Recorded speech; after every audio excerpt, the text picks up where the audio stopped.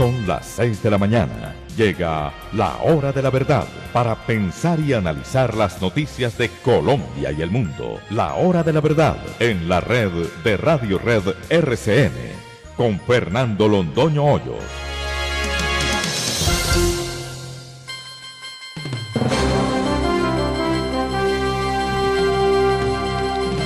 Muy buenos días. Son las 6 de la mañana de este miércoles 28 de octubre de 2020. Estas son las noticias y temas que trataremos en la muy grata compañía de ustedes durante las próximas horas. Leopoldo López está ya en España, ha hecho una rueda de prensa. ¿Cómo fue su fuga? Otra visión sobre el tema nos la traerá el profesor y amigo Alberto Schlesinger. El arma de la aviación en el mundo. Desde ya la Primera Guerra Mundial, pero sobre todo a partir de la Segunda Guerra Mundial, no quedó duda de que el dominio de los cielos es el elemento determinante de la guerra. Y en la guerra de guerrillas es fundamental. Por eso lo primero que pidieron las FARC y lo primero que les dio su amigo Juan Manuel Santos fue la garantía de que no hubiera bombardeos. Aquí se hace un bombardeo y por casualidad, porque no se está utilizando el arma de la aviación con eficiencia, eso está perfectamente claro. Se hace un bombardeo y entonces la Procuraduría abre expediente y cita al comandante de las fuerzas militares. ¿De quién es la responsabilidad política de las acciones militares? ¿De quién? Hablaremos con el general Héctor Fabio Velasco. Estamos a muy pocos días ya de las elecciones en los Estados Unidos. Vamos a hablar con un especialista, el doctor Cristian Rojas de la Universidad de La Sabana. La pandemia y la reactivación. Hablaremos con el profesor Álvaro Cámaro sobre ese tema. La ilusión del constitucionalismo. Chile no es el primer país del mundo que pretende arreglar todos los problemas dictando una constitución. El poder fáctico de lo normativo, es decir, los hechos, la vida cambia desde que haya normas distintas. ¿En qué le estorbó la constitución de Pinochet a Chile para convertirse en la nación más próspera de América Latina? Bueno, ya veremos cómo va a ser esta constitución y cómo se hace socialismo del siglo XXI desde una constitución política.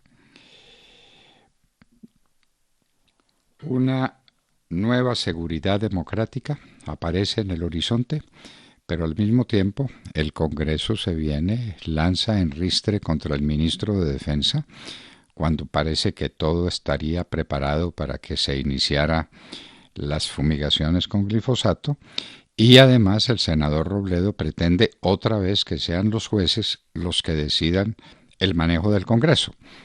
Si eso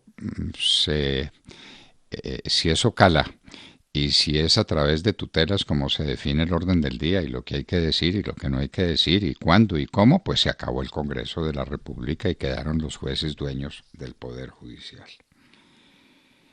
Toques de queda en Halloween. Sergio Gell nos hablará sobre ese tema. Se vino la segunda ola. En 7 subregiones de Antioquia hay una situación crítica, y no solamente es en Antioquia, sino en varias partes. Pero no hay mucho de qué asombrarse. La situación en Bélgica, nos la cuentan ahora, es de tal naturaleza que los médicos enfermos de coronavirus tienen que tratar a pacientes de coronavirus. No hay médicos en Bélgica, uno de los países europeos más desarrollados y más prósperos. Suecia tiene otra vez récord en contagios de coronavirus. Suecia, que ha sido pues el país estrella. La situación en Europa es dramática, la situación en los Estados Unidos sigue siendo muy delicada, y en Colombia ayer tuvimos otra vez más de 200 muertos. Emboscada la policía en Bugalagrande. Claro, por lo que llaman las disidencias de las FARC. Esos son las FARC, las mismas FARC. Asesinado un policía, heridos 5 más, cuando iban a cumplir una misión en Bugalagrande, en el Valle del Cauca. En eso estamos. Era el grupo llamado de Adán Izquierdo. Capturan un semisumergible que iba con destino a México, llevando más de 2 toneladas de cocaína de Colombia. Los semisumergibles, el gran invento de la tecnología colombiana para transportar cocaína a los Estados Unidos. El turismo mundial cayó un 70% con la pandemia. Eso es un daño gigantesco a muchas economías del mundo, entre ellas a varias europeas. Ya la Tata Castro nos hablará de cómo el coronavirus está atacando personajes muy importantes de la vida deportiva, incluyendo nada menos que al presidente de la FIFA, válganos Dios. Las utilidades de Ecopetrol. El tercer trimestre tuvo unas utilidades de más de 800.000 millones de pesos, pero la utilidad en el año viene supremamente baja. Y a duras penas, le alcanza Ecopetrol para mantenerse. A propósito de Ecopetrol, de nuevo el escándalo de Reficar, y ahora, válganos Dios, la juez penal que estaba llevando el caso es socia de una empresa contratista de Ecopetrol. Era, señores, lo que nos faltaba. El riesgo de andar en cicla en Bogotá. Este es un tema que hay que mirarlo sin apasionamientos y sin desmentir las cosas con estadísticas que pueden ser siempre mentirosas. La verdad es que la gente se muere de miedo de andar en cicla en Bogotá porque la apuñalan para robarle la cicla. Un periódico inglés habló del tema, hubo réplica de autoridades distritales, tenemos el testimonio de un joven en Bogotá que está vivo de milagro, porque los zampones no se contentan con robarse la cicla, sino quieren matar también al ciclista. A desaparición forzada han sido sometidas 3 colaboradores de Guaidó. Aprobado un cupo de endeudamiento de 53 billones en la Cámara de Representantes. Santiago Castro nos tocará el tema. El endeudamiento es muy agradable cuando se recibe la plata de la deuda. Esas noticias son muy buenas. Después, las noticias que vienen no son buenas, son malas y probablemente trágicas. La hora de la verdad insiste. Ojo a los endeudamientos. El huracán Z se aproxima, entrará a los Estados Unidos por Luisiana, Mississippi y Alabama, a los que les han caído no sé cuántas tormentas tropicales y no sé cuántos huracanes en esta temporada, especialmente rica, ella sí, en este tipo de manifestaciones. Tensión entre Francia y los Estados Islámicos.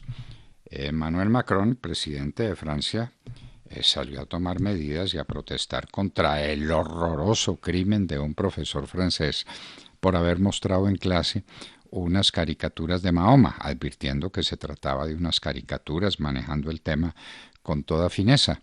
Lo asesinaron, le cortaron la cabeza. Y ahora los islamistas protestan contra Francia porque está tomando medidas para que no le corten la cabeza a los profesores franceses. Válganos Dios. AstraZeneca y Oxford están adelantando y dicen que muy en firme su programa para la fabricación y puesta en venta de la vacuna contra el coronavirus, que esta es muy efectiva para proteger a los adultos mayores. Vietnam espera con evacuaciones el tifón Molavi. La alcaldesa de México también tiene coronavirus, como para variar.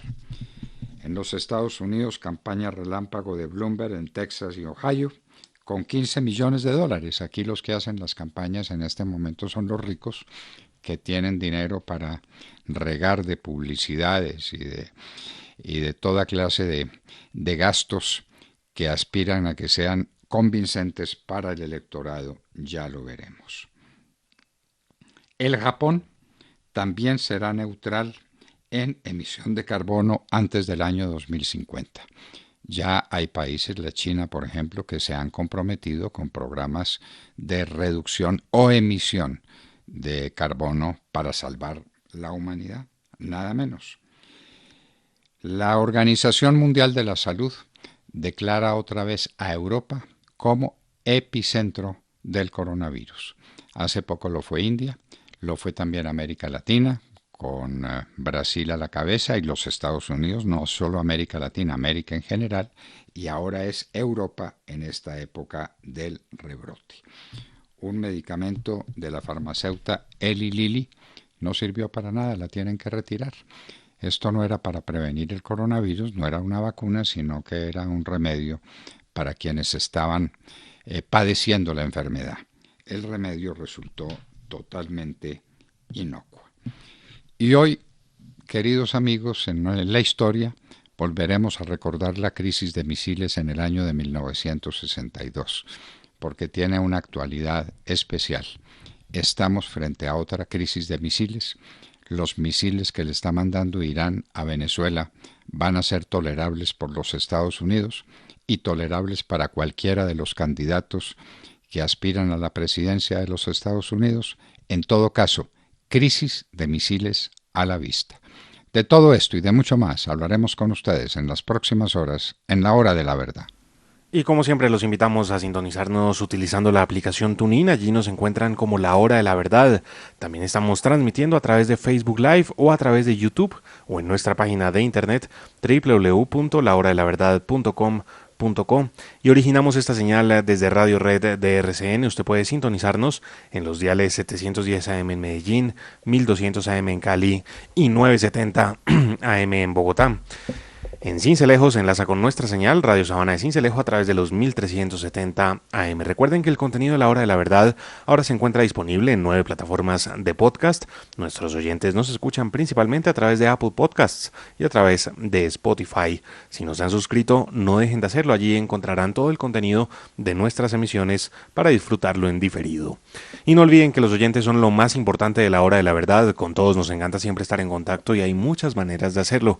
Nos pueden seguir en Twitter y enviarnos sus comentarios a nuestra cuenta @hora de la verdad, o también pueden hacerlo a través de Instagram, nuestra cuenta @la hora de la verdad oficial. En Colombia, 6 de la mañana, 13 minutos. Continuamos con las noticias, con las más importantes del momento. www.lahoradelaverdad.com.co. Escúchenos desde cualquier parte del mundo a través de nuestra página de internet. Opinión, deportes, cultura y entrevistas. Visítenos y participe. www.lahoradelaverdad.com.co. Pase la voz.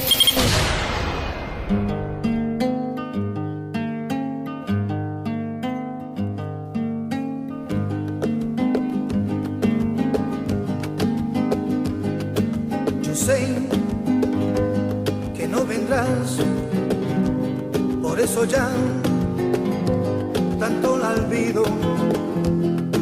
Dejar un nuevo amor, tanto mejor, ay como el mío. Dejar y la vive, ay en este mundo de tristeza. Dejar y la vive, ay mi manera.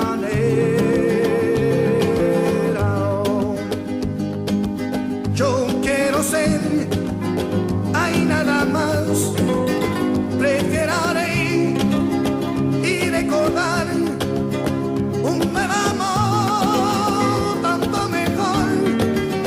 Quisiera olvidar tanto lo mejor, quisiera vivir, hay nada más, oh sí, my way.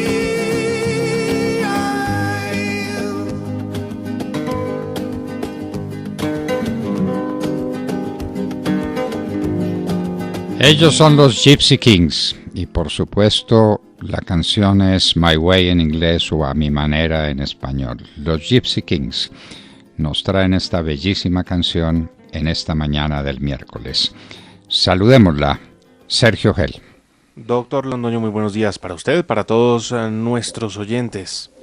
Colombia volvió a superar las 200 muertes diarias por COVID-19, según reveló ayer el Instituto Nacional de Salud, que dio a conocer que la cifra de muertos fue de 217, con lo que el país vuelve a una posición muy complicada de la que ya había salido hacía varias semanas. Estas cifras, por encima de los 200 muertos diarios, ya pues habían quedado atrás.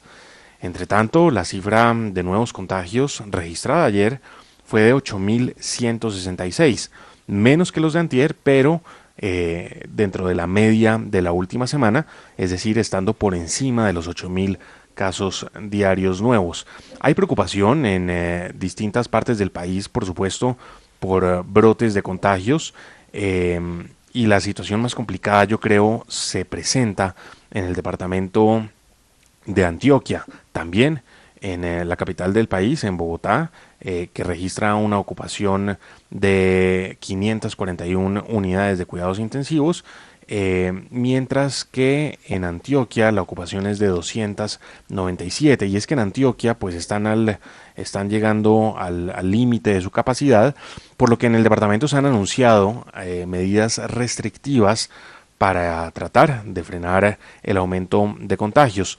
Entre las medidas que se han anunciado en el departamento está la de la ley seca y la de la restricción de la movilidad durante el próximo fin de semana. Bueno, de hecho, desde el día de mañana y hasta el martes 3 de noviembre, los menores de edad serán quienes tengan esta restricción de movilidad entre las 6 de la tarde y las 6 de la mañana.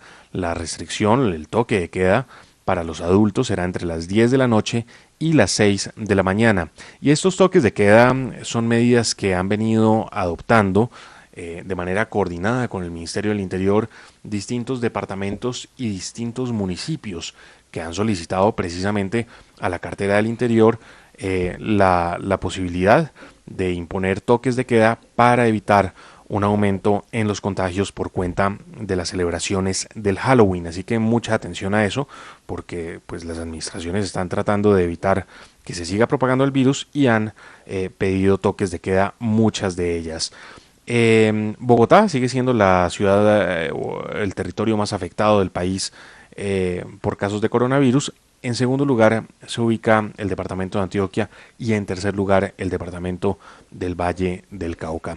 Pero lo cierto es que la cifra de muertos superó los 200 ayer, 217 como les decía al comienzo de esta noticia, y eso pues básicamente es el equivalente a la caída de un avión de los grandes. A veces lo hemos puesto en esa perspectiva, lo hemos comparado de esa manera, porque cada vez que se cae un avión, pues un país se paraliza y la gente se aterra. Pues bien, aquí se nos está cayendo de nuevo un avión cada día. Un avión cada día, y es que 150 muertos o 160 muertos, que eran los que teníamos cuando estábamos bien, no dejan de ser más que preocupantes. Es que son 150 muertos. Es una barbaridad. Es una barbaridad. Que también es otro avión, técnicamente. También es otro avión. Es otro avión. Son varios ATRs. 3 ATRs juntos, los que se caen. No, esto es una barbaridad.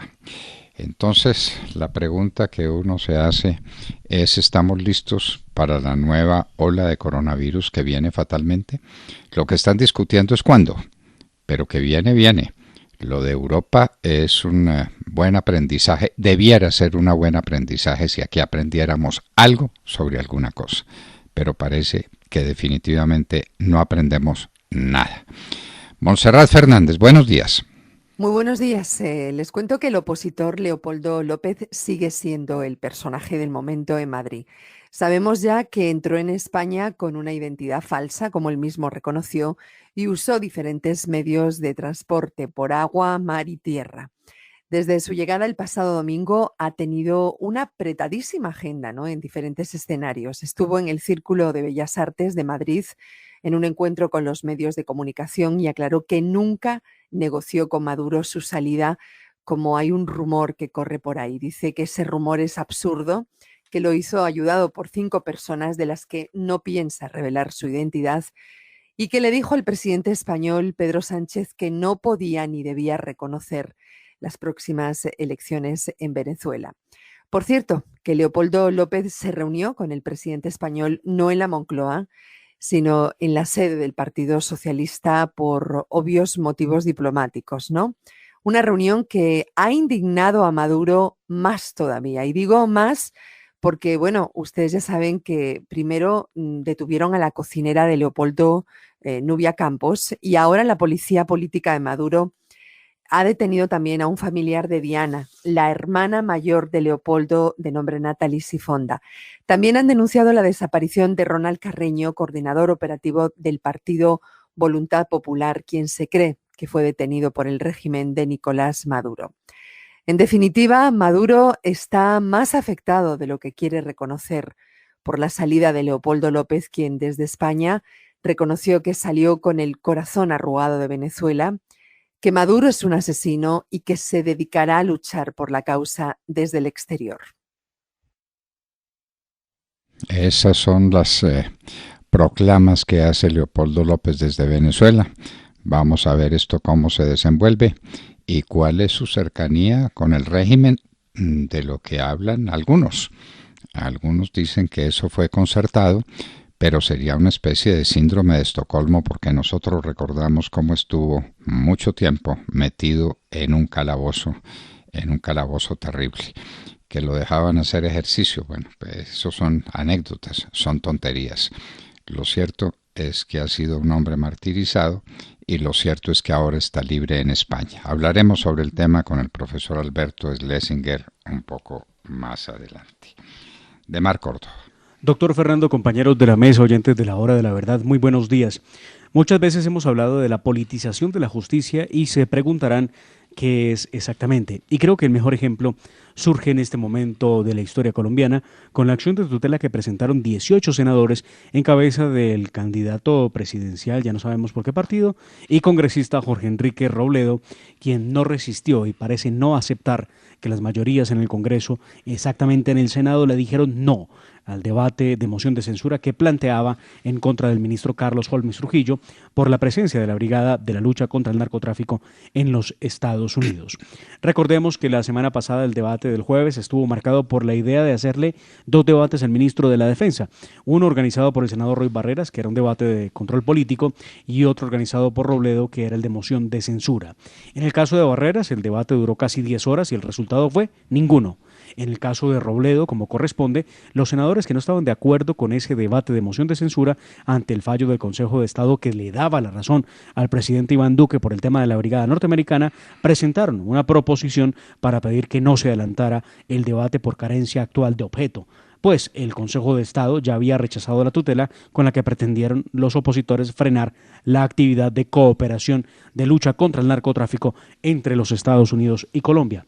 Ahora, con este nuevo intento de tutela, esperamos que la justicia, doctor Fernando, que tan golpeada está por las decisiones de algunos de sus jueces, deje claro que los jueces y la tutela no están hechos para que los congresistas acudan a ellos sin agotar las vías administrativas y jurídicas que la acción que requiere la acción de tutela. Recuerden ustedes que la acción de tutela es subsidiaria y no se puede abusar de ella.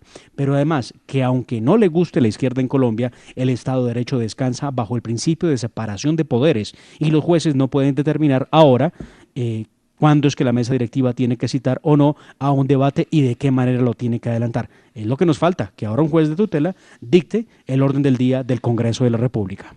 Usted lo ha dicho, Ademar, es lo que nos falta. Eso sí es la invasión más absurda a la órbita del poder del Congreso de la República, que ya no se maneja él solito, sino que lo quieren manejar a través de los jueces por acciones de tutela. Era lo que nos faltaba, exactamente eso. Santiago José Castro, buenos días. Doctor Fernando, muy buenos días para usted, para todos los compañeros en la mesa y para los oyentes de la Hora de la Verdad. Ayer, la plenaria de la Cámara de Representantes aprobó una ampliación del cupo de endeudamiento de Colombia por 14.000 millones de dólares. Con esto, la deuda externa colombiana se empezará a acercar al 60% del PIB, asunto muy grave para una economía que aún no logra suficiente diversificación y sigue dependiendo de la explotación de hidrocarburos, por más de que algunos aleguen lo contrario. Para agravar este asunto, doctor Fernando, los sindicatos y otros sectores que han demostrado articularse adecuadamente para movilizarse e imponer su posición, anunciaron ya su exigencia de un aumento del salario mínimo muy por encima de lo que hoy pueden pagar las empresas, que además tratan de activar de nuevo su flujo de caja. Doctor Fernando, la deuda, los incrementos salariales en sí no serían malos, no tendrían por qué serlo. El problema es que se dan en un escenario donde la primera busca un colchón para poder acceder a más deuda y refinanciar, en caso de ser necesario, algunos compromisos.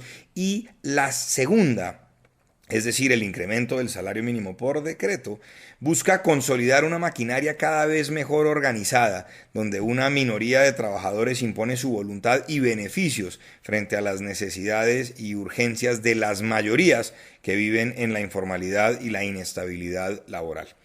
A esto tendremos que agregar una anunciada reforma tributaria y el discurso de cobrar a los ricos por sus pecados, generar riqueza, y tenemos la receta que ya conocemos: deuda, incrementos salariales por decreto, movilización social, triunfo en las calles de los que se hacen llamar progresistas ante un gobierno que se pretende de centro derecha y camino libre para el socialismo. Así de claro, doctor Fernando. 2020 ha sido un año trágico y 2021 puede resultar incluso peor. Cuando dijimos aquí, en la hora de la verdad, que el crecimiento sería negativo hasta en un 10%, nos dijeron pesimistas y hasta mentirosos. Hoy, el gobierno ya va en un pronóstico cercano a menos 8%. Amanecerá y veremos. Amanecerá y veremos. El cupo de endeudamiento. Endeudarse es muy agradable, le llega a uno dinero, le dicen que tienen plena confianza en uno y después le cobran. Y cuando viene el cobro es cuando vienen los ayes y los lamentos. No nos aproximemos a otra década perdida, esta vez no en América Latina, sino en Colombia. El endeudamiento, ojo, cuidado, lo volvemos a decir desde la hora de la verdad, el endeudamiento del país está llegando a niveles insostenibles. Tata Castro. Muy buenos días a todos. La noticia deportiva de hoy tiene que ver con lo que sucedió ayer en la Champions en el inicio de la segunda jornada de la fase de grupos. El futbolista colombiano Duván Zapata salvó al Atalanta de su primera derrota. Perdían 2-0 frente al Ajax en Bérgamo y anotó doblete, obteniendo así por lo menos un punto con el empate obtenido. El Porto, con Mateus Uribe y sin Luis Díaz, logró su primera victoria. Vencieron en casa 2-0 al Olympiacos. Por otro lado, Real Madrid logró un agónico empate de visitante, perdían 2-0 en el minuto 86 y Benzema y Casemiro evitaron la derrota frente al Borussia Mönchengladbach. Y mientras se disputaban los partidos de la jornada de ayer, doctor Londoño, llegó la noticia del Barcelona. Su presidente y toda la junta dieron un paso al costado. José María Bartomeu anunció ayer la dimisión. Su salida se produce luego de que el Barcelona cayera el pasado sábado frente al Real Madrid en el Camp Nou, entre otras cosas. Hoy el Barcelona visita a Juventus en Turín. Veremos el rendimiento del argentino Lionel Messi, quien debe estar muy contento porque no era un defensor de esta junta directiva. No vamos a ver el duelo Cristiano Ronaldo-Messi, ya que al portugués no le salió bien la prueba PCR, continúa dando positivo, aunque sin síntomas. El partido comenzará a las 3 de la tarde, hora de Colombia. Más adelante en nuestra sección deportiva ampliaremos esta y otras noticias. Estas son las noticias deportivas y en un minuto estaremos con el señor general Héctor Fabio Velasco, comandante que fue de la Fuerza Aérea Colombiana cuando la Fuerza Aérea Colombiana fue decisiva para meter a esta culebra en el fondo de la selva y para devolverle la paz a los colombianos. En un minuto. En Colombia, 6 de la mañana, 29 minutos. Sigan con nosotros, esta es la hora de la verdad. En el Banco Agrario nunca dejamos de avanzar. Estamos acercando con tecnología el crédito, nuestros productos y servicios a pequeñas y medianas empresas que quieren ser cada vez más grandes. Por eso hoy cuentan con un banco ágil y moderno que seguirá avanzando para ellos, siempre en dirección hacia el futuro. Banco Agrario de Colombia, vigilado Superintendencia Financiera de Colombia.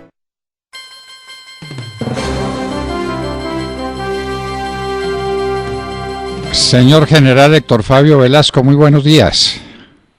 Buenos días, doctor Londoño, para usted, los miembros de su mesa directiva, sus colaboradores y su directa audiencia. Señor general, desde la Primera Guerra Mundial ya esto se advertía, pero en la Segunda Guerra Mundial no quedó duda ninguna. El arma letal, el arma definitiva, el arma imprescindible en los conflictos, en las guerras, es el arma de la aviación. Esto, pues, en guerras convencionales y menos convencionales no deja duda ninguna. ¿Cuál es la visión que usted tiene y qué importancia es la que tiene la aviación en la lucha contra el narcotráfico, los guerrilleros, los bandidos que pululan en Colombia? ¿Somos eficaces con la aviación, señor general? Pues vemos en la historia que prácticamente desde finales de la Primera Guerra, la Segunda, vimos son guerras, la Fuerza Aérea es la que decide las guerras, el arma decisiva, entonces, por el poder que tiene, el poder de neutralización. Bueno, señor general, y al interior, en estas guerras no convencionales, usted que fue comandante de la Fuerza Aérea en un momento crítico de esta lucha contra los bandidos en Colombia y contra los narcotraficantes y bandidos, pues que son la misma cosa. ¿Qué importancia tuvo la Fuerza Aérea en esta batalla singular? Indudablemente fue decisiva. Recuerda usted, doctor Londoño, empezó con la recuperación del Itu, donde más de 1.200 bandoleros de la FARC atacaron a un puñado de policías y los masacraron en Mitú. Secuestraron ese pueblo prácticamente, donde no se podía entrar sino por río, que lo tenía controlado ellos, y por aire, donde tenían la pista también controlada. La intervención ahí decisiva de la Fuerza Aérea salvó la situación indudablemente, y eso no lo decimos nosotros los de la Fuerza Aérea, lo testimonió y lo repitió 1000 veces cada uno de los pobladores de Mitú. Señor general. ¿Sí? Ahora en el narcotráfico, doctor, que fue... Sí, diga usted. Desde que la Fuerza Aérea empezó sus operaciones de interdicción de aeronaves, ¿sí?, le cerró el paso por el Atlántico. Después acudieron a utilizar eso era el tiempo de Chávez, de utilizar la vía por Venezuela, por Oriente, también se lo hizo. Finalmente empezaron a acudir a sacar por la zona por el Pacífico, a sacar su coca, donde también los neutralizamos bastante, los inutilizamos muchas aeronaves. Señor general, el piloto está a muchos metros de altura sobre el nivel de la tierra. El piloto tiene unos blancos preestablecidos. El piloto puede al mismo tiempo verificar qué es lo que hay dentro del blanco. El piloto no tiene que moverse por lo que le dicen otros, por ejemplo los de inteligencia y las órdenes que le dan. Usted que fue piloto pero de verdad combatiente, el piloto no está a merced y en manos de las informaciones que recibe y tiene que atacar sin reparar en los gastos que eso pueda suponer. Los pilotos de la Fuerza Aérea reciben una formación primero de 4 años en la escuela, en la academia, 4 años de formación académica, no solamente militar, sino académica liberal, digamos.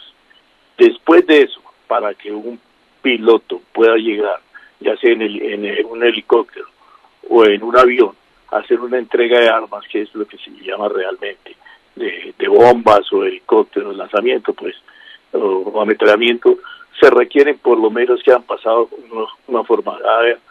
tenido una formación por lo menos de 6 años, son los verdaderos profesionales. Y hemos llegado a un nivel, nuestros pilotos, que deben orgullecer a todos los colombianos, de que participa en juegos de guerra aéreos con la Fuerza Aérea de los Estados Unidos, la potencia aérea más grande que tiene el mundo, y se está muy bien calificado, de manera que no son ningunos aparecidos ni hacen bobadas. Además, tanto en la escuela como a través de su formación, terminar su formación como piloto, reciben instrucción sobre derechos humanos y derecho internacional humanitario. En lo que usted dice, por ejemplo, de la distinción, realmente nosotros nos sometemos a unos principios importantes que son los principios de la guerra. Esos principios son 3.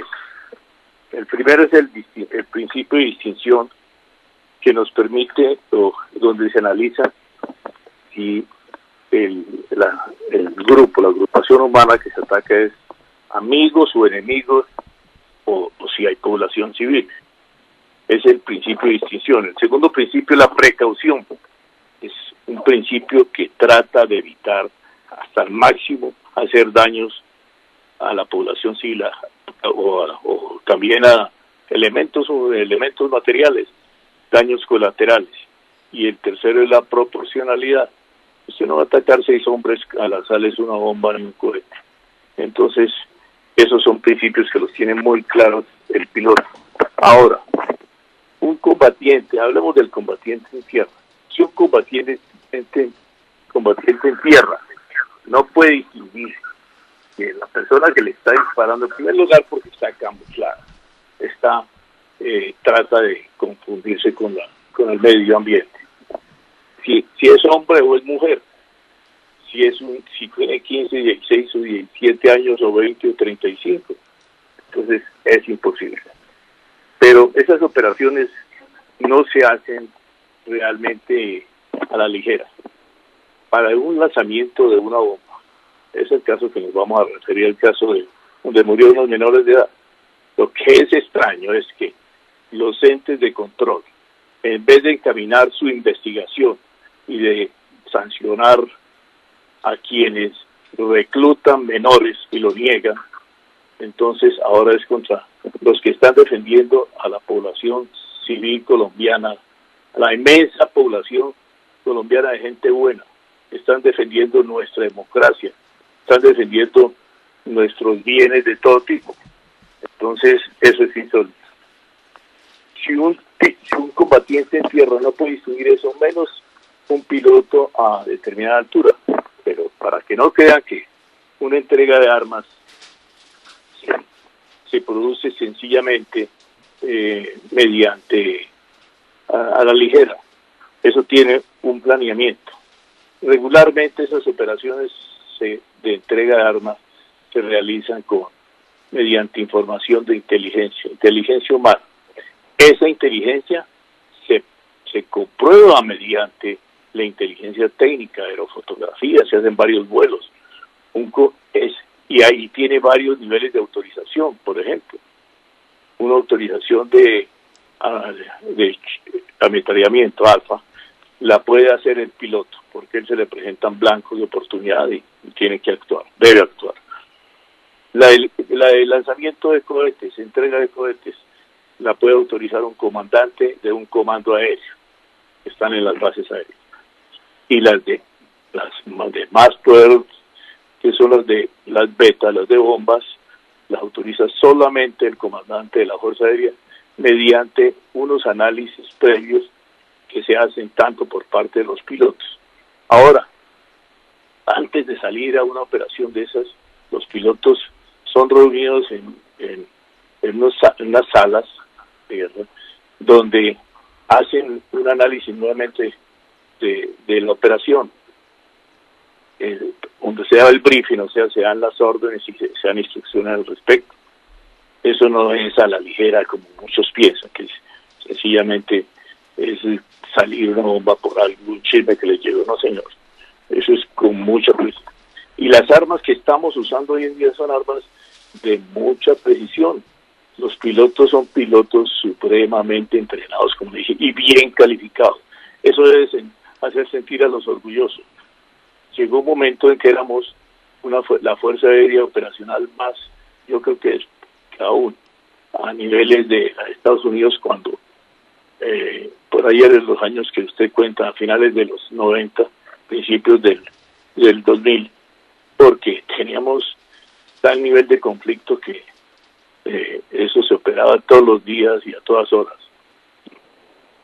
Realizamos por primera vez, después de la Fuerza Aérea de Estados Unidos, la entrega de armas nocturnas, reales, como se hizo en Mitú.